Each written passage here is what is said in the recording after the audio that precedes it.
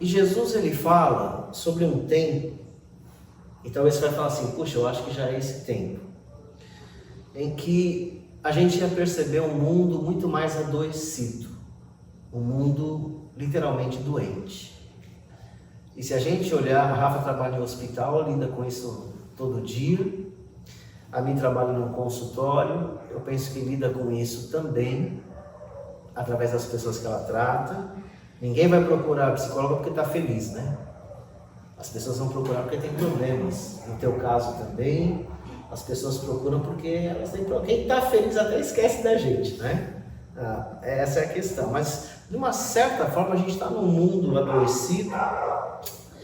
E esse adoecimento, quando a gente vai para a palavra, a gente percebe que é por pelo menos 2 ingredientes, 2 alimentos, que eles são importantíssimos para que a gente possa pelo menos ter uma existência mais harmoniosa, uma existência mais pacífica, uma existência mais equilibrada, uma existência mais feliz.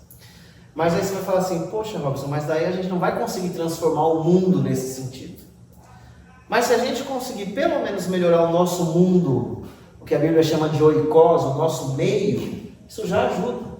Se a gente conseguir pelo menos melhorar um pouco o nosso local de trabalho, com as pessoas que a gente convive, se a gente conseguir melhorar pelo menos um pouco o ambiente da nossa casa, se a gente conseguir melhorar pelo menos um pouco com a nossa vizinhança, a gente já está fazendo algo muito grande, não é pequeno? É muito grande. E o problema é quando a gente está tão cansado que a gente fala, quer saber? Que se exploda, né? Não estou nem aí, eu não vou adoecer mais, né? Assim como eu ouvi essa semana uma moça falando, e incrível que ela fazia aquilo que eu faço na escola, né? E ela falou, não, eu trabalhei nessa área aí, em tal escola, e eu saí porque ou eu saía ou eu ia viver tomando remédio e ia ficar doente. Por causa das pressões, por causa das incompreensões, por causa de uma série de fatores que a gente tem que lidar todo dia. Então, mesmo diante das demandas que a gente vê no mundo, receber as palavras de Cristo para a gente tentar melhorar o ambiente que a gente vive, eu acho que isso já vai fazer uma grande diferença.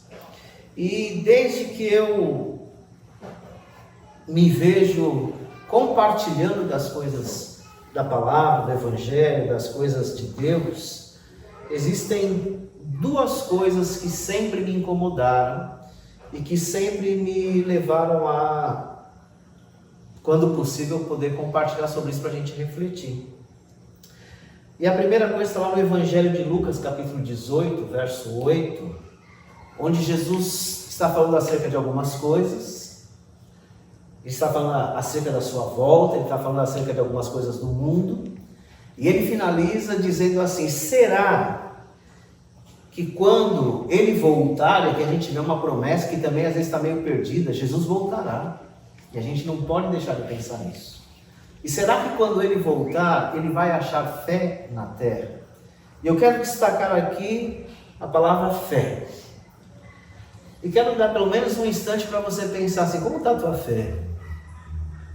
Como é que está a tua fé, né? Ou aonde está a sua fé? Né? Eu acho que são 2 coisas importantes, como está e aonde está. E se está, porque tem aqueles que já perderam a fé. E essa é uma preocupação, porque a gente sabe que o mundo, por mais que a gente está cheio de igrejas, por mais que a gente esteja cheio de pessoas falando em nome de Deus e coisas dessa natureza, a gente percebe que cada vez mais o homem está incrédulo, está distante de Deus e está com uma fé fragilizada. As pessoas vão às igrejas porque elas têm aquela tradição de estar lá e a tradição nos impulsiona, mas às vezes completamente vazias de fé. E talvez eu já não tenha a mesma fé que eu já tive. Talvez você não tenha a mesma fé que já teve. E a gente precisa avaliar isso. Por quê? Porque a falta de fé, ela colabora com esse adoecimento do mundo. A falta de fé, ela me adoece. A falta de fé me adoece. E não é mais uma palavra espiritual, né? Porque cientificamente já está claro que a falta de fé, a falta de uma crença, ela é mais prejudica do que colabora. E a falta de fé, ela adoece a gente emocionalmente, fisicamente e principalmente espiritualmente. E por quê? O que ocorre com a falta de fé? Em primeiro lugar, a falta de fé nos deixa mais ansiosos do que a gente já é. A falta de fé, ela amplia a ansiedade. Por que ela amplia a ansiedade? Porque se não tem fé, a gente acredita que a gente está nesse mundo pela nossa própria força. Ou seja, eu estou vivendo a minha própria sorte. E aí dá ansiedade. É como se a gente estivesse caminhando no vale da sombra e da morte, mas não tem ninguém para pelo menos falar assim, vai por aqui que eu estou contigo. Né? A falta de fé, ela fortalece a ansiedade. A ansiedade é um sintoma que está crescendo cada vez mais no mundo adoecido que a gente vive. Viver a própria sorte gera ansiedade. Porque vai chegar momentos que a gente vai se deparar com as nossas fragilidades. A gente vai se deparar com a nossa humanidade. E a gente vai ver que, às vezes, a gente não suporta sozinho. Né? A falta de fé, ela amplia o medo. Todo tipo de insegurança. Quando a gente não tem fé, quando a gente não tem uma crença, a gente fica inseguro. Porque às vezes você vai olhar para alguém que possa até estar perto de você, mas você vai ver que ele é tão frágil, tão limitado quanto você. E existem coisas que o homem ele não consegue resolver. Existem coisas que transcendem a nossa capacidade.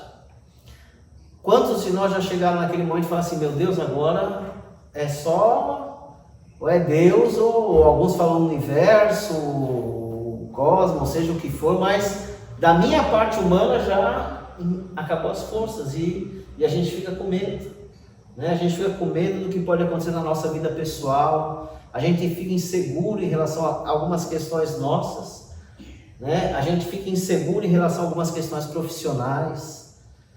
E agora, se eu não me manter no emprego, como é que vai ser? Daí eu não vou pagar as contas, vamos comer o quê e tal, e vai gerando, e vai aquela insegurança, aquele medo, a ansiedade aumenta. A gente fica com medo nas questões sociais, porque a falta de fé nos deixa, muitas vezes, no terceiro item, que é o sentimento de estar sozinho. A falta de fé, ela traz sensação de abandono. Como se a gente tivesse sido jogado nesse mundo, a nossa própria sorte, e vamos ver o que a vida nos reserva. E nem sempre a vida reserva coisa muito boa. Então a falta de fé, ela é prejudicial. A falta de fé em Deus especificamente, ela é um problema porque se você não tem fé em Deus, você vai duvidar, mas será que Deus existe mesmo? E eu acredito que todos nós já fizemos essa indagação, né? Eu acredito que todos aqui já, por mais que tenham uma religião, um entendimento, mas será que Deus existe mesmo? E se Deus existe, será que Ele está comigo? Será que é assim mesmo como a Bíblia fala? Será que Ele me acompanha em todas as coisas? Será que Ele me conhece mesmo? Será que Ele sabe dos meus desejos? A gente fica nesse contexto. E se Ele está comigo, será que Ele me ama? Ou meu Deus, eu acho que Ele não tem tempo para a minha vida, né? E a gente começa a fazer indagações e muitas vezes, até com uma crença razoável, a gente se sente só em alguns momentos. Finalizando, entre tantas outras coisas que a gente poderia dizer, a falta de fé, ela abate qualquer homem, qualquer mulher espiritualmente. E nós sabemos que nós temos um corpo, dentro desse corpo tem uma alma e tem um espírito. A falta de fé, ela quebra perspectivas positivas. A falta de fé, ela apaga a nossa espiritualidade, ela apaga a nossa vida espiritual. A falta de fé, então, ela traz desânimo existencial. A gente chega naquele ponto e fala assim, olha, se eu morresse hoje era lucro. Mas não como Paulo fala, né? O viver em Cristo é morrer é lucro, porque ele tem aquela fé, aquela convicção do céu. Não é, sabe, para dar um fim mesmo, olha, como eu não tenho muita coragem para mim dar um fim, assim, se Deus me levasse, eu queria morrer.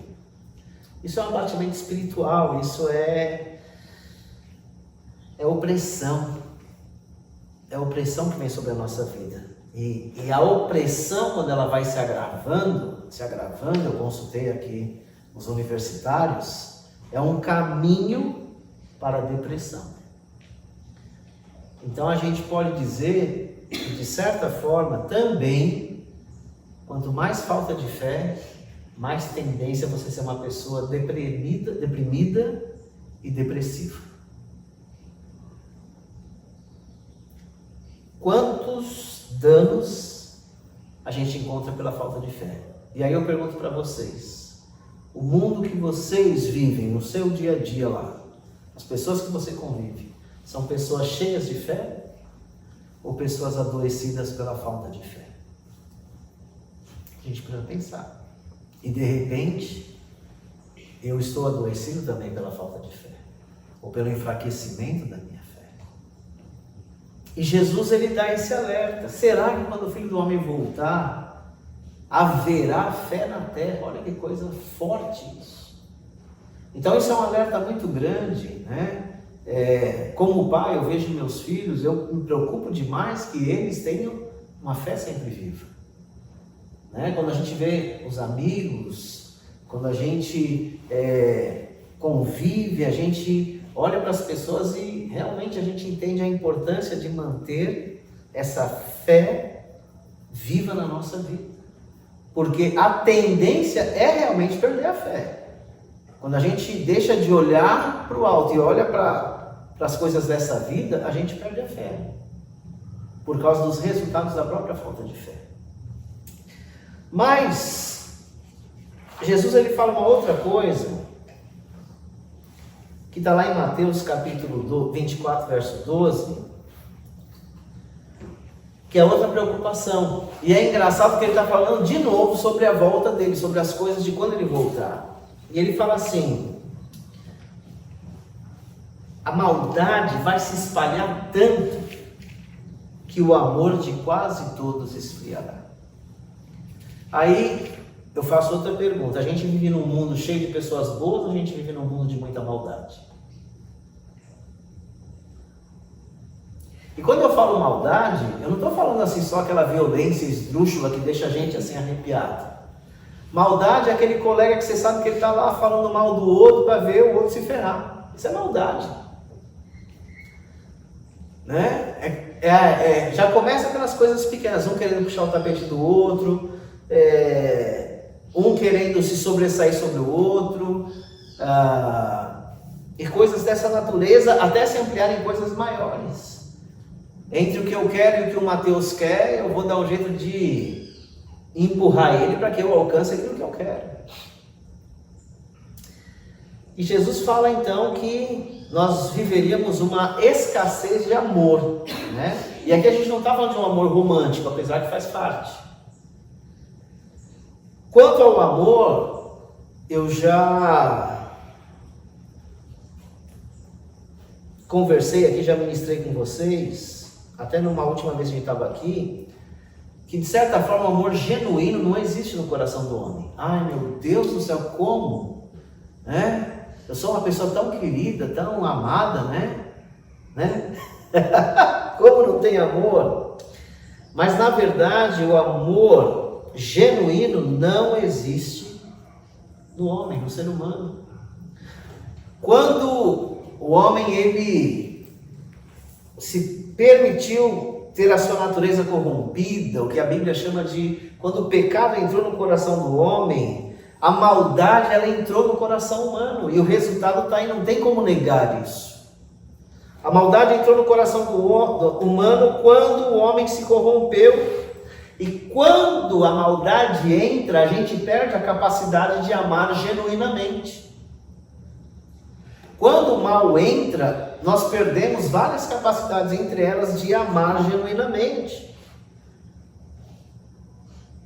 É só a gente olhar lá, Gênesis 2, havia uma perfeita harmonia existencial. O homem vivia num contexto que a gente pode chamar de paraíso, em harmonia com o outro semelhante, em harmonia com os animais, em harmonia com a natureza, em harmonia com ele mesmo, e era algo maravilhoso. No capítulo 3, o homem, então, ele rompe com isso, ele quebra essa harmonia, o pecado entra, e aí a sucessão, ele foge da sua responsabilidade, o orgulho toma conta, e quando ele é confrontado, ele acusa a mulher, transfere a culpa, e depois disso a coisa desanda tanto que os filhos vivem uma situação de inveja, aonde por causa da inveja um acaba assassinando o outro.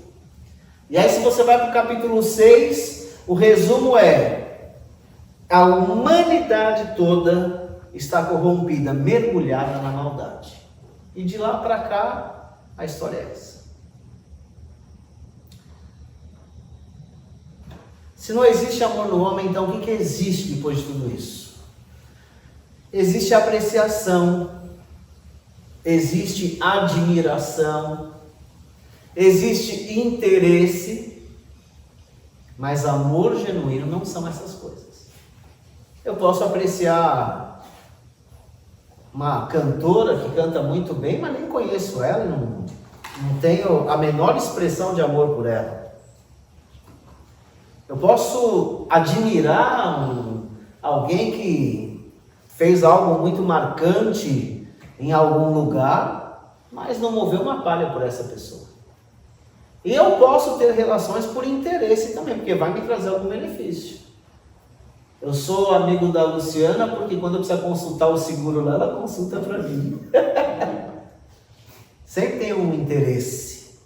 Só que a apreciação, a admiração, o interesse são elementos que não se sustentam por muito tempo.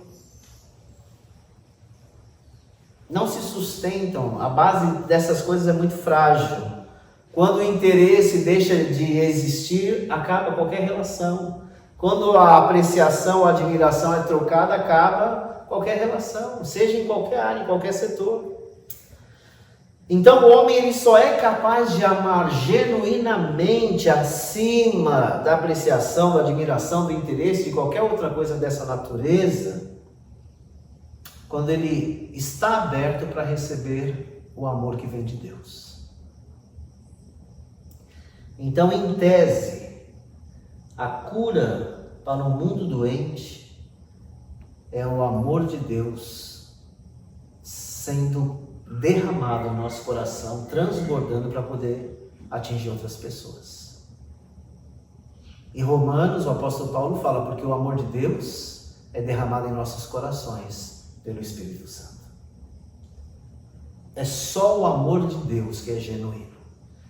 Qualquer expressão de amor humana, ela vem com traços de corrupção. Não se sustenta. A admiração não faz você perdoar, muitas vezes, alguém que te magoou profundamente. A apreciação não faz você caminhar fora da sua rota com alguém que você nem conhece. Você só aprecia assim por diante. Assim como a falta de fé gera ansiedade, medo, solidão, abatimento, a falta de amor gera um sentimento de desamparo, de não pertencimento. A gente se sente solto nesse mundo, perdido no mundo, e é interessante que quando a gente vê Jesus falando qual foi o motivo que ele veio para esse mundo, ele diz: eu vim para resgatar o homem perdido, ou seja, o homem desprovido do amor de Deus no seu coração.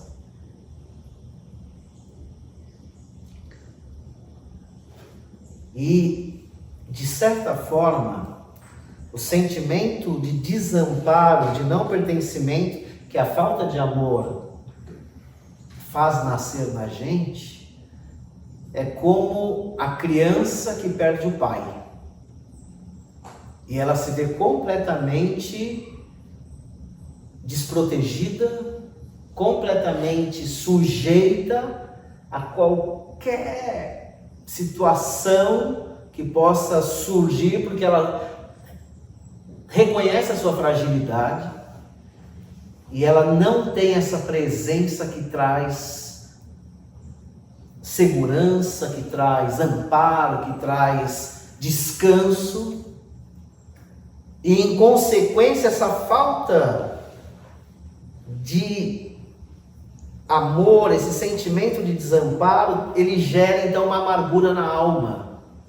É como se eu fui largado, abandonado, então também eu não estou nem aí para ninguém, eu não quero saber, amor não existe, qualquer expressão é uma frescura aí, de repente vê lá o Israel dando um abração na Diana, isso aí é só onda.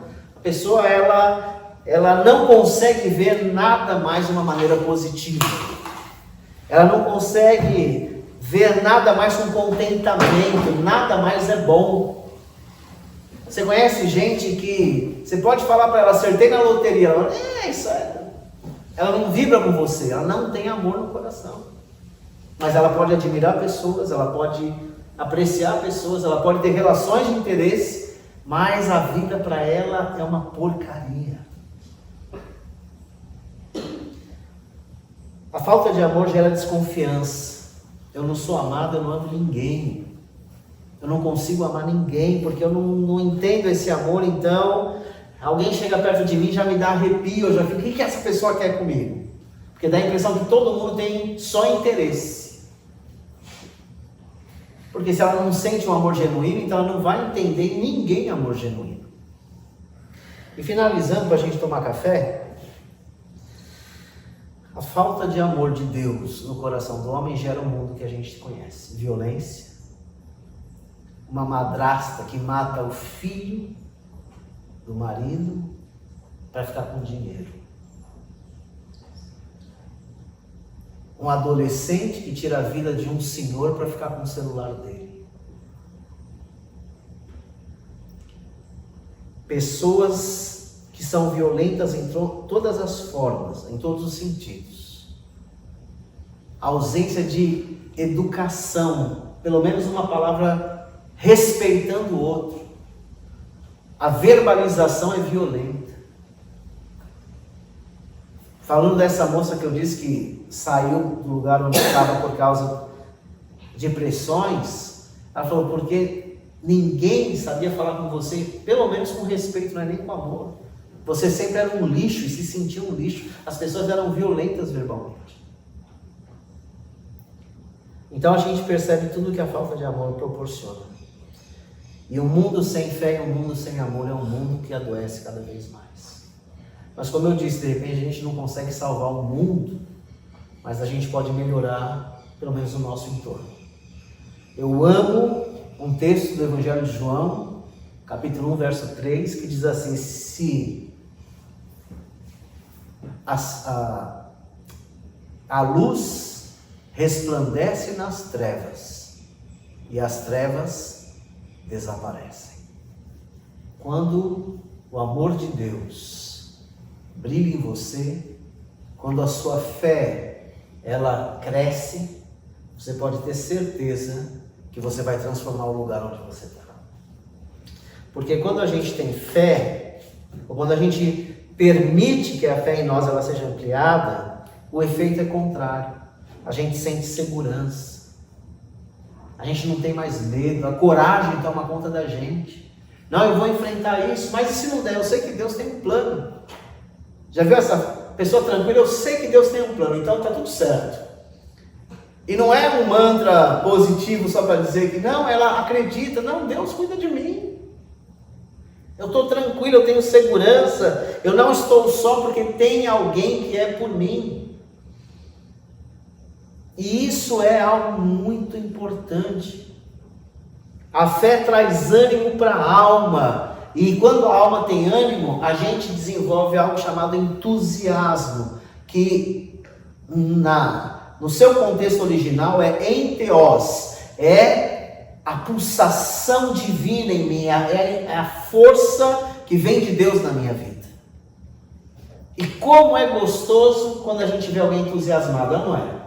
Como é bom, a gente fica até meio assim, será que esse cara não está fingindo, está meio Big Brother aí? Porque a gente, às vezes pela falta de fé, nem acredita que ainda as pessoas podem ter entusiasmo genuíno. Mas isso pode acontecer na gente. E quando o amor de Deus entra no coração humano, o efeito também é o mesmo. Você se sente amparado. Mesmo que eu ande pelo vale da sombra da morte, eu sei que o Senhor está comigo. Cara, e se Deus está comigo, o resto é resto. A minha alma, ela deixa de ser uma alma amargurada para ser uma alma leve. Eu começo a ter contentamento das pequenas coisas. Puxa, eu vou tomar um suco de laranja. Que bênção, que coisa gostosa, que graça de Deus sobre a minha vida. Você começa a ver todas as coisas de uma maneira amorosa. Aí você come aquele prato, assim, você fala, meu Deus, que coisa boa. Você toma um banho, você está agradecendo a Deus, você sente o amor dele no teu coração, nas pequenas coisas, quanto mais nas grandes coisas. Você começa a ser aberto para amar e para ser amado. E isso é muito importante. Quando a gente se sente amado, muda toda a nossa vida. E pelo menos, você vai ser uma pessoa, e se isso acontece com você, parabéns, onde as pessoas vão dizer assim, você é diferente. Alguns elogios, nossa, como você tem paciência. Nossa, como você é educado, como você trata diferente as pessoas. Como é bom conversar com você, estar perto de você. As pessoas começam a ver uma diferença, porque essa diferença é resultado do amor de Deus sendo derramado no meu coração. E esse amor, então, ele fortalece a minha fé. E aí começa um ciclo de cura, em primeiro lugar para a minha vida e para as vidas que estão perto da minha vida. E se perto de você algumas pessoas forem curadas pelo amor de Deus sendo derramado na sua vida e pela fé que vai crescendo em você, você está contribuindo demais para melhorar o mundo. E é por isso que a gente está aqui. É por isso que a gente quer oferecer um café para pelo menos você se sentir, poxa, que gostoso. Eu fui abençoado nessa tarde com um café que fizeram para mim. Tá bom, gente? Eu espero que vocês reflitam bastante nisso, nesses dias. Que vocês possam perceber como que está a fé, como é que está o amor no coração de vocês. E que vocês possam permitir que Deus venha encher-nos desses dois ingredientes que são nutrientes para uma vida realmente que vale a pena e que abençoa outras vidas. Eu quero orar e eu sei que cada um de nós tem os seus desafios, tem as suas lutas, tem as suas dificuldades. Esses dias eu ministrei sobre a dor que não sentimos e talvez aqui existem dores que a gente nem percebe, bem do nosso lado.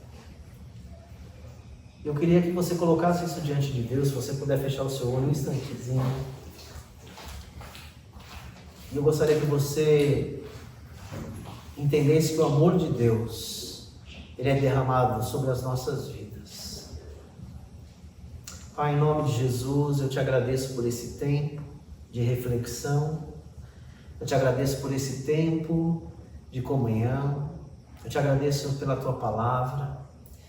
E que a tua palavra encontre, ó Deus, realmente o lugar certinho no nosso coração, na nossa mente, para transformar a nossa vida. Senhor, enche-nos de toda a fé que precisamos. Derrama sobre nós todo o amor que o Senhor tem para derramar sobre as nossas vidas. Para que, em primeiro lugar, nós sejamos curados de toda enfermidade no corpo, na alma e no espírito. Para que nós sejamos pessoas saudáveis espiritualmente, emocionalmente, fisicamente, para que nós possamos abençoar a vida daqueles que estão doentes, bem perto da gente.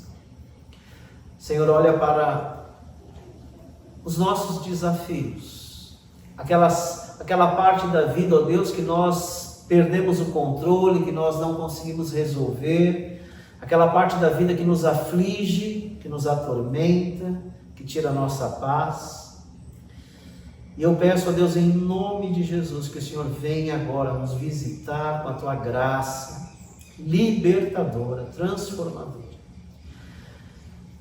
Que a fé, ó Deus, seja ampliada em nossas vidas, gerando uma esperança cada dia mais forte, cada dia maior, que as respostas que nós precisamos, os milagres que nós esperamos, eles acontecerão, Deus.